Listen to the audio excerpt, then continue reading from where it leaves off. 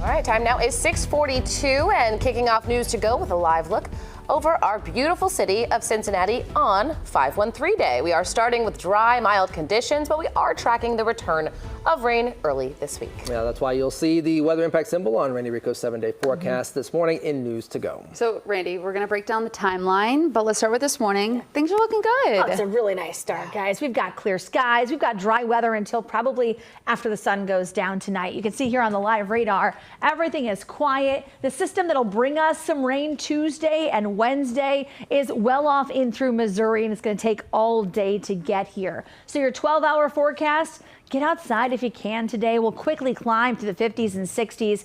We hit 70 by 10 o'clock. Noon, we're at 77, and that high today, kind of flirting with 80 degrees. I think a few towns will get there. Plan on a mix of sun and clouds. I fast forwarded the futurecast to 8:30 tonight because as the sun is going down, rain chances start to go up, but you'll see at first it's just a couple of spotty showers up through about midnight. Rain picks up 2-3 o'clock in the morning, and you can expect some wet weather for tomorrow morning's drive. Rain, maybe a rumble of thunder, but this is not looking like anything excessive.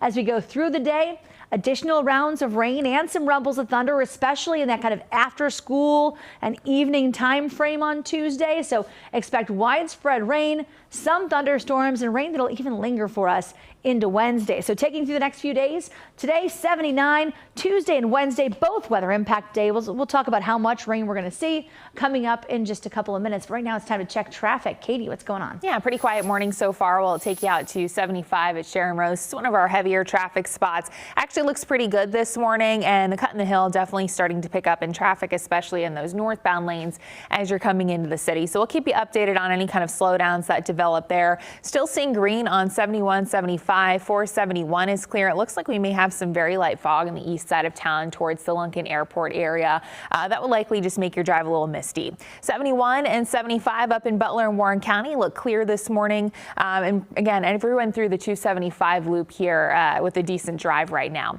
Florence to downtown on 71, 75 north at 10 minutes, and then Liberty Way to downtown on 75 south at 22 minutes this morning. If you're using 50 west from Beachmont to downtown, you have 8 minutes for your drive time, so slowing it down a little bit there. And then we're looking at Norwood Lateral to Fort Washington Way. 71 southbound side, you've got less than 10 minutes for a commute time. We'll bring you updates on any kind of issues that may pop up. Kelly? All right, Katie, thank you. We'll check back in. A Westchester man could learn if he'll be sentenced to death for the murder of his wife and 3 of her family members. Gurpreet Singh was found guilty by a 3-judge panel last Friday for those 2019 killings. WLWT News 5's Richard Childs is live outside the courthouse in Hamilton ahead of the sentencing that's been years in the making. Richard. Al, Stephen, this is the sentencing phase of that death penalty trial. Mr. Singh found guilty of that quadruple murder after the 2-week trial. Now, again, it will require a unanimous decision by that 3-panel jury to determine whether or not Mr. Singh again will face the death penalty. Now, this 2-week retrial for the death penalty of his wife and 3 of her relatives, all 4 victims found shot to death in a Westchester apartment in 2019. The first trial in this case ended with a hung jury made up of, again, a jury of his peers. Now, Singh again expected in court later this morning. Again, it will require a unanimous decision by that 3-judge panel for Mr. Singh to face the death penalty. Reporting live this morning, Richard Childs, WLWT News 5. All right, Richard. Thank you. And developing on WLWT, 1 person is dead and 2 more were injured after a shooting in Middletown this weekend. Officers responding to reports of a shooting just after 3 a.m. Sunday. Middletown police say all 3 victims were found shot inside their car. 1 person was already dead when officers arrived. Neighbors tell us they heard those shots fired. Now, no arrests have been made, and we are working to get an update on the conditions of the 2 victims who were taken to the hospital. Police are also investigating after an officer-involved shooting outside of Columbus. This happened in West Jefferson shortly after 6 p.m. last night. Officers say when it started when multiple people called 911 for shots fired inside an Amazon facility. When officers arrived on scene, the suspect, an employee at the facility, had left. Thankfully, nobody was hurt there. Hours later, the suspect was located in a car. That suspect did fire at officers when they tried to stop him, and he did hit 1 officer in a bulletproof vest. Officers returned fire, killing the suspect. The officer that was hit was taken to a hospital and is expected to recover. A statewide manhunt came to an end this weekend after a man accused of killing an Ohio police officer was found dead. Police say 24-year-old Deshaun Anthony Vaughn died after an hours-long standoff. All of this starting in Euclid, Ohio, near Cleveland Saturday night. Police say Vaughn ambushed officers, shooting and killing Officer Jacob Durbin. After that, Vaughn live streamed on social media, making threatening statements. That sparked a statewide search, leading to a standoff hours later at an apartment. Police say Vaughn was found dead inside. They have not confirmed how he died. Ohio Governor Mike DeWine has ordered all flags lowered to honor Officer Durbin. Happening today, one of the teenagers charged in a string of group attacks downtown expected in court this morning. 18-year-old Jaden Shaw faces charges for an assault on East 6th Street. Shaw's bond was initially set at $10,000, which his family posted. The magistrate decided to raise Shaw's bond to $50,000.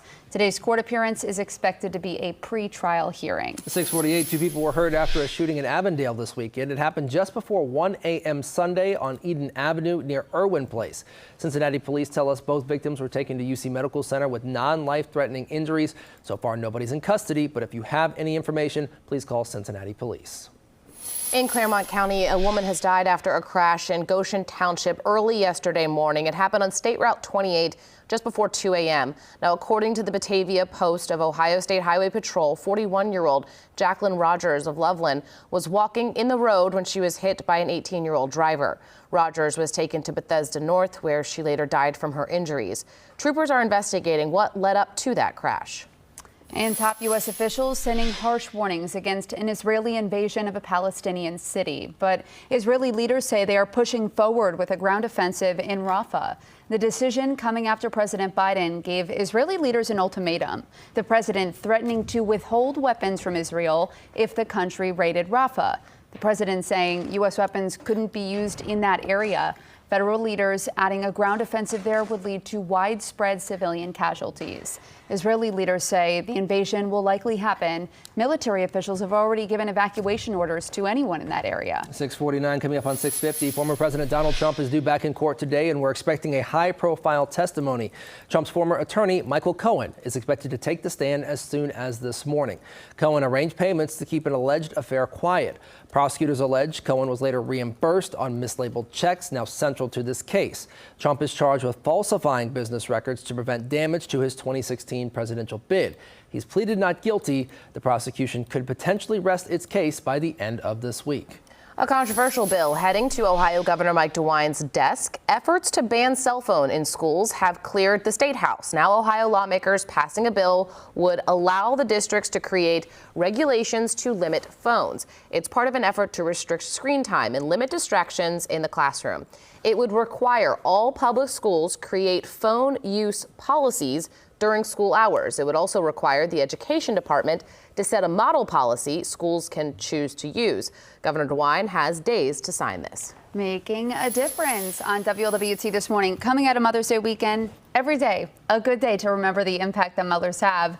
One nursing unit is actually taking this to a whole new level. WLWT News 5's Danielle Dindak live for us at Mercy Health Anderson Hospital this morning, where the word family takes on a whole new meaning, Danielle. Good morning, Megan. We all want to make our mothers proud, but I could tell you that some nurses here at Mercy Health Anderson are taking that to a whole new level. Not only are they working hard, but they're also working alongside their moms. So that's exactly what this story is all about. We did have a chance to talk to 3 sets of mother-daughter duos, all working at the Special Care Nursery Unit. They help bring more life into the world. The daughters say their mothers inspire them to work hard and be the best version of themselves.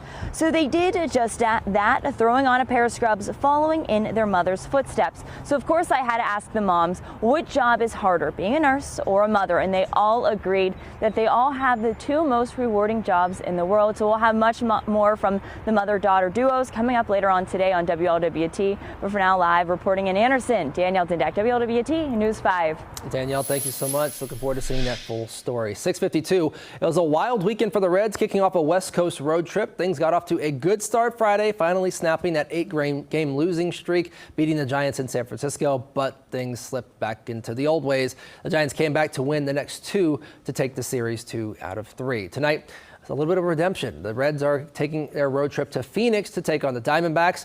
Remember, the Diamondbacks swept them at Great American just last week. Settled in for some late starts, though. The first matchup tonight gets started at 9:40. Also get ready for some action in the jungle. The offseason workouts are heating up this week. The Bengals are set to begin their rookie football development program along with teams across the NFL this morning. It's a chance to get the newest members of the team up to speed before OTAs start later on this month. And a friendly reminder, the Bengals mandatory minicamp is now less than a month away, starting on June 11th.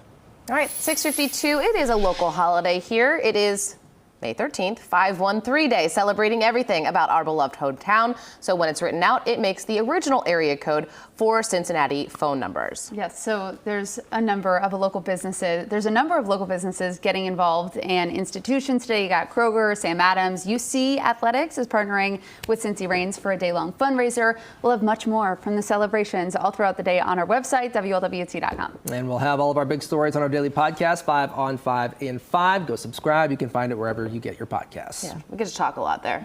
It's fun. Right now, we're getting to check on traffic as you're getting ready to head out the door. Katie, it's 6:53. How are things looking out there? Still a good drive this morning. We'll take you on to 74 at Elmore. A lot of construction happening here into the eastbound lanes, even westbound side. So this is going to be a slow spot for you in the morning. Right now, it looks okay here. 71, 75 at Kyle's, though, starting to get traffic heavy, especially in those lanes that are coming into the city. So you want to start maybe leaving yourself some extra minutes there. That is usually a big delay in the morning. We'll take you out to 74 here. It looks clear in both directions. Starting to see a little bit of light fog developing on the east side of the city, so maybe a misty commute out that way. And then 71, 75 from 275 into downtown, we're still looking at clear driving conditions this morning. Through the 275 loop and places north and south of that, looks pretty good overall. No crashes to report right now in Butler and Warren County on 75 and 71 also look good. So if you're coming from Mason Montgomery Road to downtown on 71 south, about 16 minutes for that travel time right now. Pretty good drive. 74 east from Harrison to 75 at 22 minutes. Then 275 to the Brent Spence using the cut in the hill. You have 7 minutes for your drive time there. We're looking at 471 now, 275 to downtown, 5 minutes for your travel time. And then the Reagan eastbound lanes, it's going to be your lateral detour. We've got 6 minutes for your travel time from Blue Rock to 75. Guys, over to you. All right, let's take a look at what's going on here weather-wise the next few days. Today's going to be great. Mix of sun and clouds, our high just shy of seeing 80 degrees. And the next 2 days, weather impact days. Tuesday's the day where we deal with showers and thunderstorms off and on, though severe weather is not a big concern for us. There will be some pockets of heavier downpours, some thunder and lightning. Wednesday's just kind of a gloomier day with showers that are going to be slow to move on out. Right now, everything is quiet on the live radar. We're heading up on 7 a.m. It's going to be 9 o'clock or later tonight before that rain moves in. So your 12-hour forecast shows temperatures climbing up to about 79 or 80 degrees. And then as we take a look at your 7-day forecast, we get into tomorrow. It is a weather impact day, rain off and on. Plan on wet roads for the morning rush. We see it lighten up a little bit toward late morning. Lunchtime, some scattered showers, and then mid-afternoon, a little more widespread rain and thunderstorms. So likely to impact anything you have going on in the second half of the day on Tuesday. That's when the rain's a bit more widespread, some thunder, some lightning, but again, not expecting any severe weather. As we go into Wednesday, yet another weather impact day for us.